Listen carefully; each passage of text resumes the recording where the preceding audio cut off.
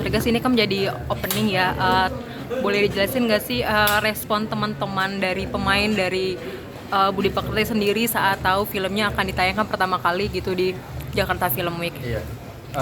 Teman-teman seperti Angga Yunanda, Billy Latukonsina, Ine Febriati, dan Dwi Sasono senang banget karena mereka sendiri sebetulnya sampai di Toronto kemarin itu belum melihat filmnya sama sekali gitu.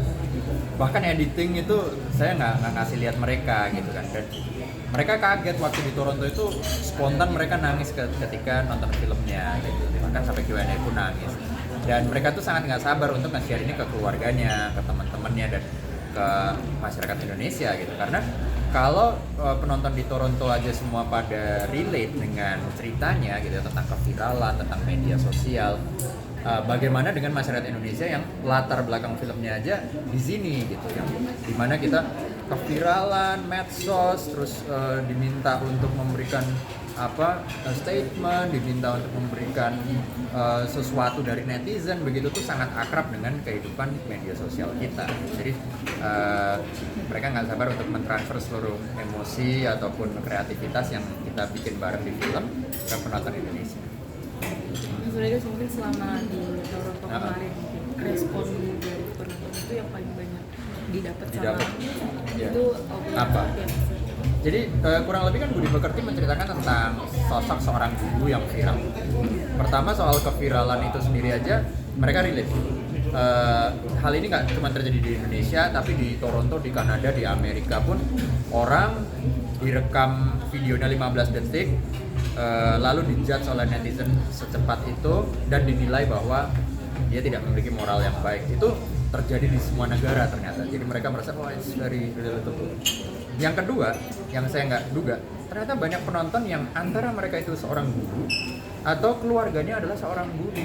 Jadi mereka merasa terharu dan merasa tersentuh karena merasa kisahnya si Bu Prani ini mirip dengan salah satu kisah temanku seorang guru gitu, atau ibuku seorang guru, aku juga terharu ketika, dan itu jadi mengingat ibuku gitu. Jadi saya rasa jadi pada relate ya ternyata.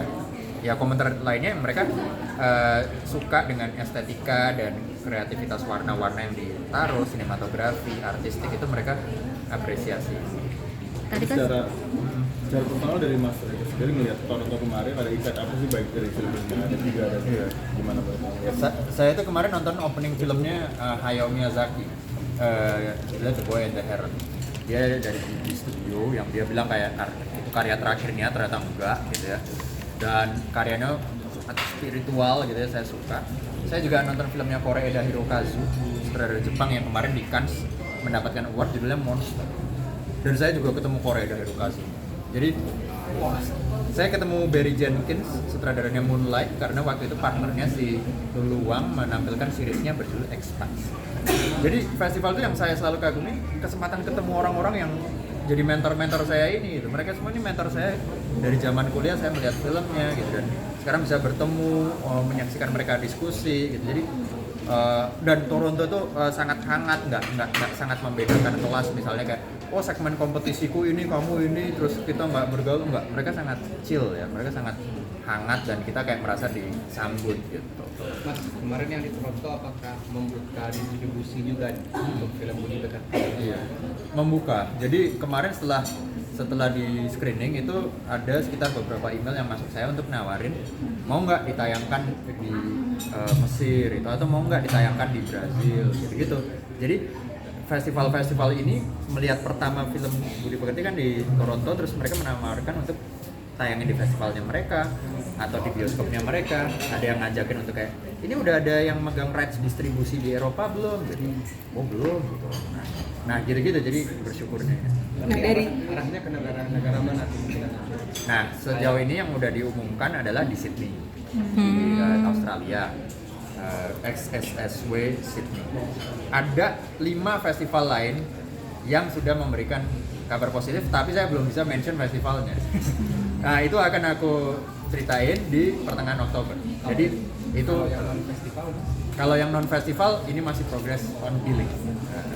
Oke, Mas, mungkin setelah dari kemarin ke Toronto, baik secara personal ketemu dengan sineas atau dari festival itu sendiri, mungkin pelajaran apa sih yang Mas bawa pulang ke Indonesia? Iya. mungkin satu hal yang aku bawa pulang tuh sekarang film itu udah berkembang menjadi memiliki genre. Genre itu gini, kan ada genre western, ada genre sci-fi, genre thriller gitu, horor gitu ya. Dan masyarakat internasional, Hollywood, Eropa, Asia itu udah mulai menggunakan berbagai macam genre ini untuk menceritakan sesuatu hal yang filosofis, yang penting.